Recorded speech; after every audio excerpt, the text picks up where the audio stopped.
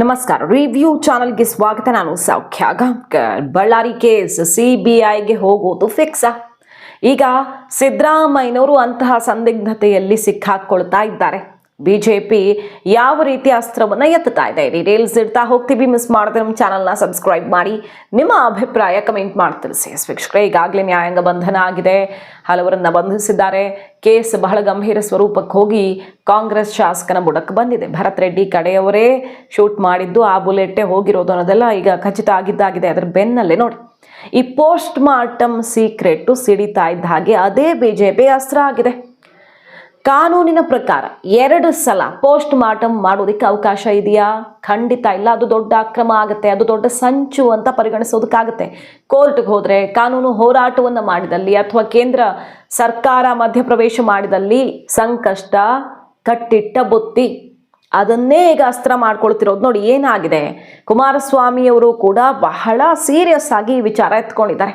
First Ramulu ಅವ್ರು ಹೇಳಿದ್ರು, ಜನಾರ್ದನ್ ರೆಡ್ಡಿ ಅವರು ಹೇಳಿದ್ರು, ನಿನ್ನೆ ಎಲ್ಲ ಅದು ಚರ್ಚೆ ಆಯಿತು. ಬಟ್ ಈಗ ಅದು ಆ ಪೋಸ್ಟ್ ಮಾರ್ಟಮ್ ವಿಷಯವನ್ನೇ ಆಧಾರವಾಗಿಟ್ಟುಕೊಂಡು ಕಾಂಗ್ರೆಸ್ಗೆ ಶಾಕ್ ಕೊಡೋಕೆ ಮುಂದಾಗ್ತಿದೆ. ಕಮಲ ಪಡೆ ಮೃತಪಟ್ಟ ರಾಜಶೇಖರ್ ದೇಹವನ್ನ 2 ಸಲ ಪೋಸ್ಟ್ ಮಾರ್ಟಮ್ ಮಾಡಿರೋದು ಈಗ ಸಿಗ್ತಿರೋ ಮಾಹಿತಿ. ಜನವರಿ 2 ಬೆಳಗ್ಗೆ 6 ಗಂಟೆಗೆ ಒಂದು ಸಲ ಮಾಡ್ತಾರೆ. ಬುಲೆಟ್ ಬಿದ್ದ ಸ್ಥಳ ಮಾರ್ಕ್ ಮಾಡಿ ಅಲ್ಲಿ ಪುಡಿ ಸಿಗತ್ತೆ ಅಷ್ಟೇ. ಕಾರ್ಟ್ರೇಜ್ಗಳನ್ನು ಮಾತ್ರ ಹೊರಗೆ ತೆಗೆಯಲಾಗತ್ತೆ.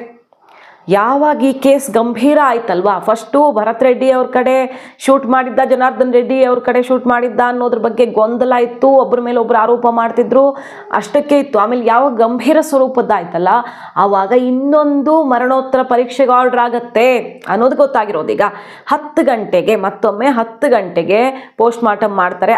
ಆಗ ಬುಲೆಟ್ನ ತುಂಡುಗಳು ಸಿಕ್ಬಿಡತ್ತೆ.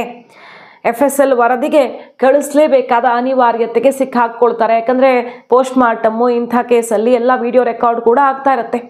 ಸೊ ಈಗ ದಾಖಲೆ ಸಮೇತ ಲಾಕ್ ಆದಂತಾಗಿದೆ. ಇನ್ಫ್ಯಾಕ್ಟ್ ಸೂರ್ಯನಾರಾಯಣ ರೆಡ್ಡಿ ಕಡೆಯವರಿಂದ ಒತ್ತಡ ಬಂತು ಅಂತ ಆರೋಪ ಮಾಡ್ತಿರೋದು 2ನೇ ಸಲ ಪೋಸ್ಟ್ ಮಾರ್ಟಮ್ ಮಾಡೋದಕ್ಕೆ. ಜನಾರ್ದನ್ ರೆಡ್ಡಿ ಕಡೆಗೆ ಇದನ್ನು ತಿರುಗಿಸುವಂಥ ಹುನ್ನಾರದಿಂದ 2ನೇ ಸಲ ಪೋಸ್ಟ್ ಮಾರ್ಟಮ್ ಮಾಡಲಾಯಿತು ಅಂತ ಆರೋಪ. ಬಟ್ ಎಂತಹ ಪರಿಸ್ಥಿತಿ ಎದುರಾಗುತ್ತೆ ಅಂದರೆ, ಫಸ್ಟ್ ಟೈಮ್ ಮಾಡಿದಾಗ ಬುಲೆಟ್ಟಿನ ಚೂರು, ಆ ಕಾರ್ಟ್ರೇಜ್ ಅದು ಮಾತ್ರ ಸಿಕ್ಕಿರುತ್ತೆ. 2ನೇ ಸಲ ಬುಲೆಟ್ ಸಿಕ್ಬಿಡತ್ತೆ.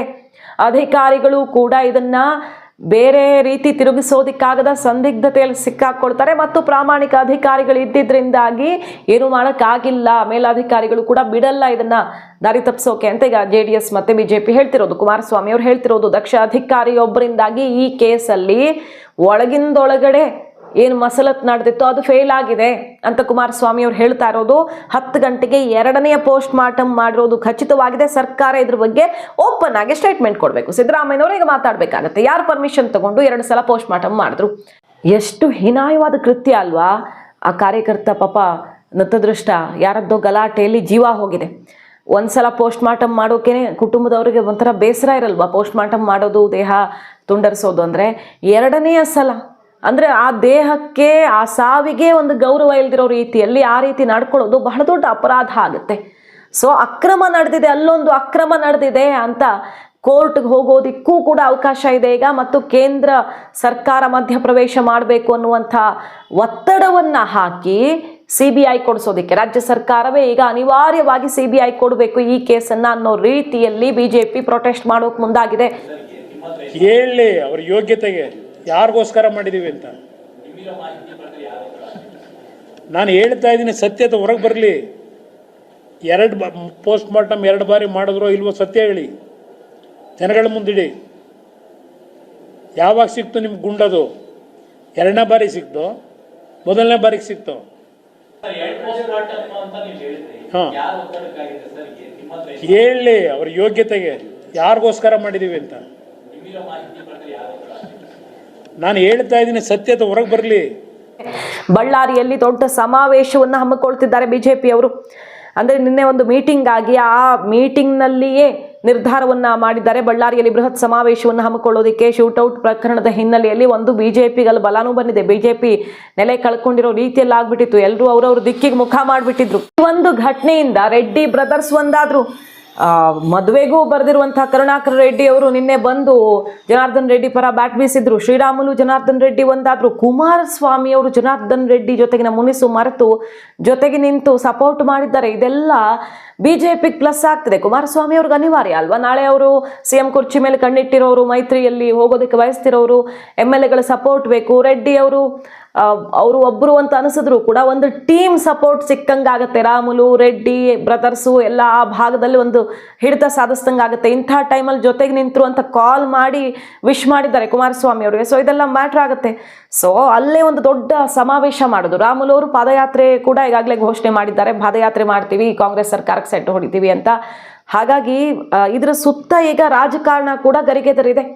ಈ ಕೇಸನ್ನು ಸಿದ್ದರಾಮಯ್ಯನವರು ಅನಿವಾರ್ಯವಾಗಿ ಈಗ CBI ಕೊಡಬೇಕಾ? ಯಾಕಂದ್ರೆ ಇಲ್ಲಿನವರು ಮಾಡಿದ್ರೆ ಹೆಂಗ್ ನಂಬೋದು? ಈಗ ಇಲ್ಲಿನವರು ಏನು ಮಾಡಿದ್ದಾರೆ ನೋಡಿ, ಪೊಲೀಸರ ಗಮನಕ್ಕೆ ಬಂದಿದೆ. ಕೇಸು ಎಲ್ಲ ಹೋದ್ಮೇಲೆ ಪ್ರಕರಣ ದಾಖಲಾಗಿರೋ ಹೊತ್ತಲ್ಲಿ ಎರಡೆರಡು ಸಲ ಪೋಸ್ಟ್ ಮಾರ್ಟಮ್ಗೆ ಅನುವು ಮಾಡಿಕೊಟ್ಟಿದ್ದಾರೆ ಅಂದರೆ, ಪರ್ಮಿಷನ್ ಕೊಟ್ಟಿದ್ದಾರೆ ಅಂದರೆ ನಾಳೆ ತನಿಖೆ ಕೂಡ ಇದೇ ರೀತಿಯಲ್ಲಿ ನಡಿಬಹುದಲ್ವಾ? ಸೊ ಕೋರ್ಟ್ಗೆ ಹೋಗಿ ಈ ಕೇಸ್ CBIಗೆ ಹೋಗಬೇಕು ಅಂತ ಪಟ್ಟು ಹಿಡಿಯೋದು ಅಥವಾ ಬೇರೆ ರೀತಿಯಲ್ಲಾಗಿ ಸರ್ಕಾರಕ್ಕೆ ಮುಜುಗರ ಆಗೋಕ್ಕಿಂತ ಕಾಂಗ್ರೆಸ್ ಕಾರ್ಯಕರ್ತ ಬೇರೆ ಮೃತಪಟ್ಟಿರೋದ್ರಿಂದ ಆತನಿಗೆ ಆಗಿರೋ ದೌರ್ಜನ್ಯಕ್ಕೆ ನ್ಯಾಯ ಅನ್ನೋ ರೀತಿಯಲ್ಲಿ ಕಾಂಗ್ರೆಸ್ ಸರ್ಕಾರ ನಿರ್ಧಾರ ಮಾಡಬೇಕಾಗತ್ತೆ. ಈ ಕೇಸ್ ಈಗ CBIಗೆ ಹೋಗುವಂಥ ಎಲ್ಲ ಅರ್ಹತೆ ಇರೋ ಪ್ರಕರಣ ಇದು. ಮತ್ತು ಅಂತಹ ಅವಕಾಶ ಕೂಡ ಕಂಡು ಬರ್ತಿದೆ. ಪೋಸ್ಟ್ ಮಾರ್ಟಮ್ನ ಮಹಾ ಅಕ್ರಮವನ್ನೇ ಹಿಡ್ಕೊಂಡು BJP ಈಗ ಕಾಂಗ್ರೆಸ್ಗೆ ಶಾಕ್ ಕೊಡ್ತಾ ಇದೆ ನೋಡಿ. ವಿಡಿಯೋ ವೈರಲ್ ಆಯಿತು. ಜನಾರ್ದನ್ ರೆಡ್ಡಿ ಕಡೆಯವರು ದೊಣ್ಣೆ ಸಂಗ್ರಹ ಮಾಡಿಟ್ಕೊಂಡ್ರು, ಈ ಕಡೆಯವರು ಇಟ್ಕೊಂಡಿದ್ರು. ಅವ್ರು ಇವ್ರ ಮೇಲೆ ಅಟ್ಯಾಕ್ ಮಾಡಿದ್ರ, ಹೊಡೆದಾಟ ಆಯ್ತಾ, ಕಚ್ಚಾಟ ಆಯ್ತಾ, ಬುಡಿ ರೌಡಿಗಳ ಅಟ್ಟಹಾಸ ಅಲ್ಲಿ ನಡೀತಾ, ಎಲ್ಲನೂ ಇನ್ವೆಸ್ಟಿಗೇಷನ್ ಆಗಬೇಕು. ಎರಡೂ ಕಡೆಯಿಂದ ಆಗಿರುತ್ತೆ. ಸಹಜವಾಗಿ ಒಬ್ಬರು ಮೇಲು ಬಿದ್ದು ಬಂದಾಗ, ಅದು ಮನೆ ಎದುರಿಗೆ ಬಂದಾಗ ಸುಮ್ಮನೆ ಇರ್ತಾರ?